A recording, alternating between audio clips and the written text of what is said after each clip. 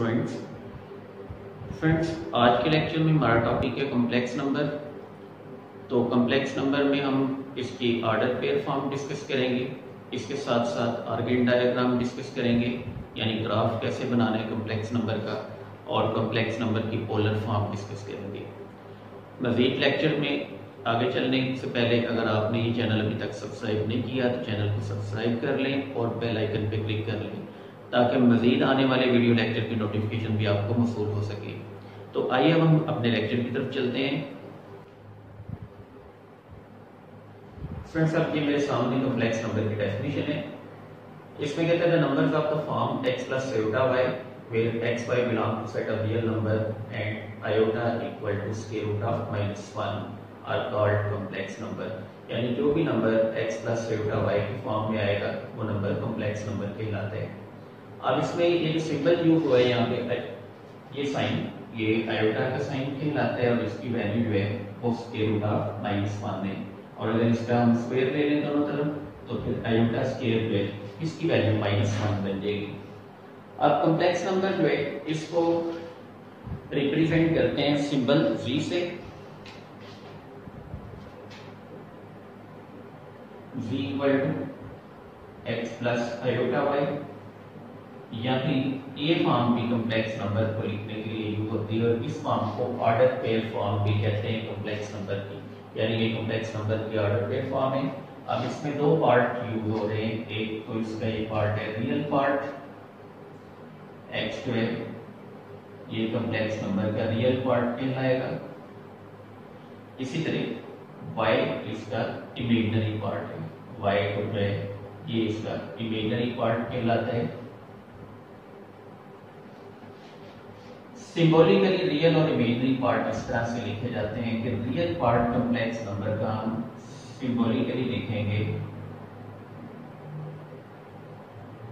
RE, ये symbol use होते हैं ऑफ C और ये X है, यानी इसमें RE ऑफ C जो है ये कॉम्प्लेक्स नंबर के रियल पार्ट को रिप्रेजेंट करते हैं और जो कि यहाँ पे रियल पार्ट इसका X है। इसी तरह इमेजिनरी पार्ट जो है कॉम्प्लेक्स नंबर का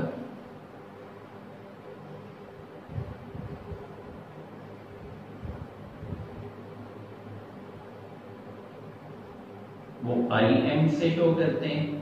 अब अगर कोई कॉम्प्लेक्स नंबर Z है और उसका हमने इमेजिनरी पार्ट लिखना है तो IM ऑफ C लिखा जाएगा, ये इक्वल टू Y, यानी इमेजिनरी पार्ट को सिंबॉलिकली IM से रिप्रेजेंट करेंगे। तो IM जो है ये इमेजिनरी पार्ट कॉम्प्लेक्स नंबर का कहलाता है और कोई भी कॉम्प्लेक्स नंबर जो है वो Z से रिप्रेजेंट किए जाते हैं। फॉर एग्जाम्पल अगर एक कॉम्प्लेक्स नंबर है z equal to 3 plus 2 iota, तो इसका रियल पार्ट जो है RE ऑफ C ये इक्वल टू 3 के आ जाएगा और इमेजिनरी पार्ट जो है वो IM ऑफ C वो 2 के इक्वल है। ठीक है, जबकि इसमें जिस पार्ट के साथ आयोटा का सिंबल यूज होता है वो पार्ट जो है इमेजिनरी पार्ट कहलाएगा और y यहाँ पे इमेजिनरी पार्ट है, x यहाँ पे रियल पार्ट है। जब ये दोनों पार्ट कंबाइन होते हैं तो ये x प्लस आयोटा y के फॉर्म में जो नंबर आता है वो नंबर कॉम्प्लेक्स नंबर कहलाएगा। इसमें फ्रेंड्स अब हम डिस्कस करेंगे conjugate of a complex number.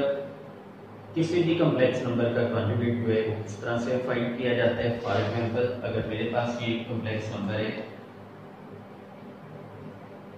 If z equal to 1 plus square root of 3 iota, यानी ये कोई एक मैंने कॉम्प्लेक्स नंबर ले लिया, इसका जब मैं कॉन्जुगेट लिखूंगा तो कॉन्जुगेट इसका जो है सिंबॉलिकली इसको रिप्रेजेंट किया जाता है z बार से, यानी z बार कॉम्प्लेक्स नंबर z का कॉन्जुगेट जो है इसको रिप्रेजेंट करते हैं।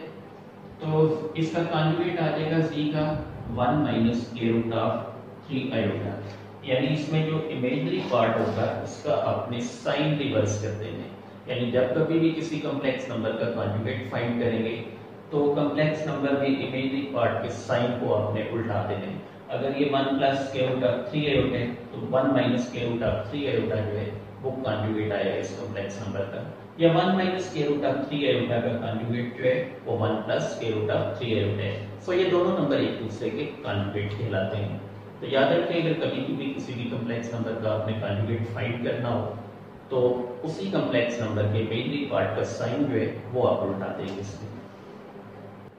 अब हम डिस्कस करेंगे वी प्लेन और कॉम्प्लेक्स प्लेन, और इस प्लेन पे आर्गेन डायग्राम भी बनाएंगे कॉम्प्लेक्स नंबर की।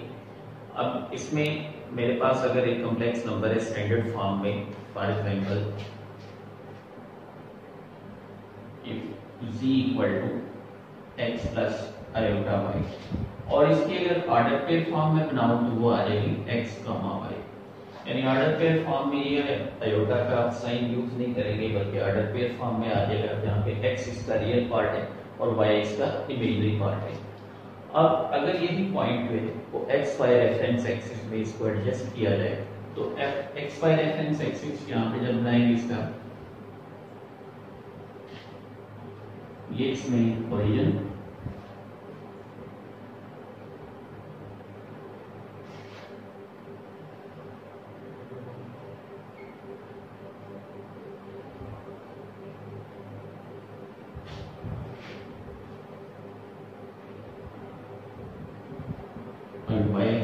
अब इसमें जो पॉइंट है ये आ जाएगा एक्स वाई प्लेन में कोई एक पॉइंट P पॉइंट कंसीडर कर लिया जिसके कोऑर्डिनेट ये उठा लिए एक्स है। अब यहाँ पे ये जो लेंथ है इसकी अलोंग y एक्सिस, ये इसका y कोऑर्डिनेट है पॉइंट का, और जो इसकी लेंथ है अलोंग x एक्सिस है ये इसका x कोऑर्डिनेट है। तो हमने देखा कि ये पॉइंट जो है x एक्सिस के ऊपर जो है वो हम एडजस्ट कर रहे हैं रियल पार्ट कॉम्प्लेक्स नंबर का, और y एक्सिस के अलोंग हम एडजस्ट कर रहे हैं इमेजिनरी पार्ट। इसलिए ये प्लेन ऐसी प्लेन जिसके ऊपर हम कॉम्प्लेक्स नंबर का ग्राफ या पॉइंट एडजस्ट करते हैं पॉइंट की सूरत में, इसको वो प्लेन z प्लेन या फिर कॉम्प्लेक्स प्लेन कहलाती है। मेरे पास ये x और y एक्सिस जो है, ये जो मैंने प्लेन इसमें बनाई एक्स वाई प्लेन, अब जिस प्लेन पे मैं कॉम्प्लेक्स नंबर जो है इसको एडजस्ट कर रहा हूँ, तो ये प्लेन एक्स वाई प्लेन जो है ये z प्लेन या कॉम्प्लेक्स प्लेन कहलाती है। इसमें जो है x एक्सिस रियल एक्सिस है, यानी यहाँ पे ये तो मेरे पास x एक्सिस निकला, ये रियल एक्सिस कहलाएगा उसकी वजह कि इस पे पॉइंट जो है वो हम रियल पार्ट एडजस्ट कर रहे हैं कॉम्प्लेक्स नंबर का, और y एक्सिस जो है ये इसका इमेजिनरी एक्सिस कहलाता है, क्योंकि y एक्सिस के नाम हम इसका इमेजिनरी पार्ट जो है वो सेट करते हैं कॉम्प्लेक्स नंबर का। सो y एक्सिस जो है वो z प्लेन में इमेजिनरी एक्सिस कहलाता है, और x एक्सिस जो है वो z या कॉम्प्लेक्स प्लेन में इसको रियल एक्सिस कहलाएगा।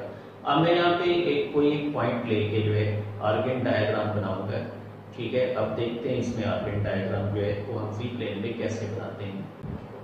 अब मैंने यहाँ पे एक कॉम्प्लेक्स नंबर ले लिया 3 + 5 आयोटा, यानी ये कॉम्प्लेक्स नंबर 3 + 5 आयोटा की जो ऑर्डर पेयर फॉर्म है ये 3 5 आ जाएगी। इसको अब सी प्लेन पे या कॉम्प्लेक्स प्लेन पे इस तरह से सेट करेंगे कि ये जो रियल पार्ट है इसके पॉइंट्स लगेंगे अलोंग x एक्सिस, और इमेजिनरी जो पार्ट है इसके पॉइंट्स लेंगे हम अलोंग y एक्सिस। अब चूंकि इसकी यूनिट्स हैं यहाँ पे मैक्सिमम 5 तक के कोऑर्डिनेट चल रहे हैं, तो 5 इक्वल यूनिट इसमें सेट कर लिए 1 2 3 4 5 और ये 6। इसी तरह 1 2 3 4 5 और ये 6। अब इस कॉम्प्लेक्स नंबर की जो ऑर्डर पेयर फॉर्म है उसमें जो हमने रियल और इमेजिनरी पार्ट जो है ये हमारे पास आए 3 5, तो रियल पार्ट जो है वो एडजस्ट होगा अलोंग y एक्सिस, तो इसमें इसी तरह ये पॉइंट आ गए 1 2 3, यानी मैं यहाँ पे पॉइंट लिखूँ 1 2 3 4 5 6, इसी तरह ये 1 2 3 4 5 और 6, ये आएगा अलोंग x एक्सिस 3 यूनिट्स के पे पॉइंट, और ये अलोंग y एक्सिस 5 यूनिट पे।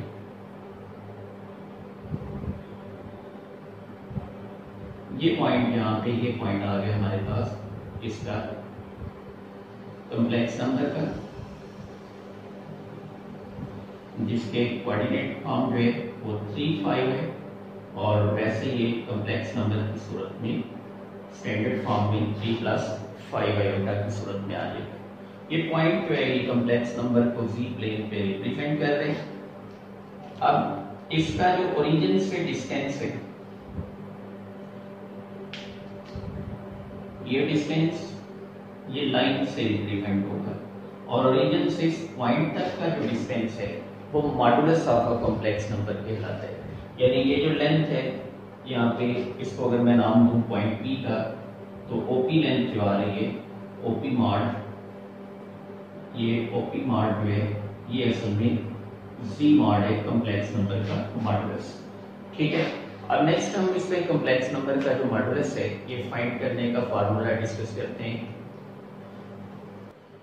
फ्रेंड्स, जैसा कि मैंने अभी आपको बताया कि मॉडुलस ऑफ कॉम्प्लेक्स नंबर जो है ये दरअसल लेंथ होती है from origin to the point representing the complex number in z plane और complex plane.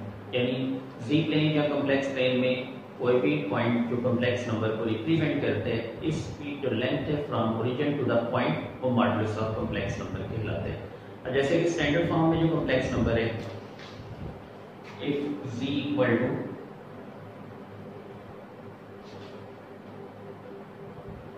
x plus iota y standard form, और इसी तरह इसकी ऑर्डर के फॉर्म में x कॉमा y आ गया।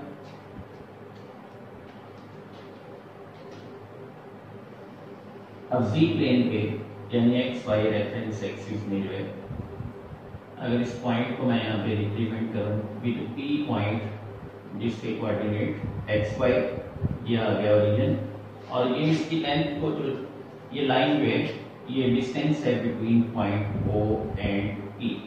ये लेंथ जो है ये मॉडुलस ऑफ कॉम्प्लेक्स नंबर जो है इसको रिप्रेजेंट करती है। अब यहाँ पे ये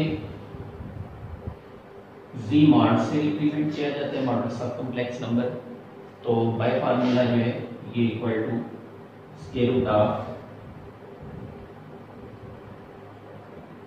x square plus y square, यानी ये C मॉड जो है ये equal to square root of x square plus y square क्या आएगा। यानी कभी भी हमने जब भी किसी भी कॉम्प्लेक्स नंबर का मॉडुलस फाइंड करना हो, सिंबॉलिकली ये Z मॉड ये इक्वल टू रियल पार्ट का स्क्वायर प्लस ये इमेजिनरी पार्ट का स्क्वायर। ये फार्मूला है ये रिप्रेजेंट करते हैं मॉडुलस ऑफ कॉम्प्लेक्स नंबर को। मैं यहाँ पे एक एग्जांपल लेके सॉल्व करके भी आपको ये बताता हूँ कि मॉडुलस कैसे कैलकुलेट करने। For example z equal to 2 + 3 iota, ये कोई कॉम्प्लेक्स नंबर मेरे पास, इसका जब मैं मॉडुलस कैलकुलेट करूंगा तो z mod equal to square root of ये 2 का स्क्वायर प्लस 3 का स्क्वायर। याद रखें कि यहाँ पे आपने इमेजिनरी पार्ट का जब स्क्वायर लेना है तो आयोटा का सिंबल स्क्वायर में नहीं आएगा, ये आयोटा का यहाँ से सिर्फ आपने कोफिशिएंट उठाना है, यानी इसको ओनली y की वैल्यू उठाएंगे। सो अब क्या आ जाएगा, स्क्वायर रूट ऑफ 2 का स्क्वायर 4 प्लस 3 का square 9, so square root of 13। ये लेंथ आ जाएगी जो लाइन रिप्रेजेंट करती है from point O to the point representing the complex number 2 + 3 iota, वो लेंथ है स्क्वायर रूट ऑफ 13, और ये modulus of complex number Z 2 + 3 iota का मॉडुलस भी ये कहलाता है इस सूरत में। स्टूडेंट, ये था आज का हमारा लेक्चर, और इस वीडियो को अगर आपने अभी तक लाइक नहीं किया तो वीडियो को लाइक करें। लेक्चर के हवाले से किसी किस्म का आपने क्वेश्चन पूछना हो तो वीडियो के कमेंट सेक्शन में जाके कमेंट कर सकते हैं। अपना ख्याल रखिएगा। अल्लाह हाफिज़।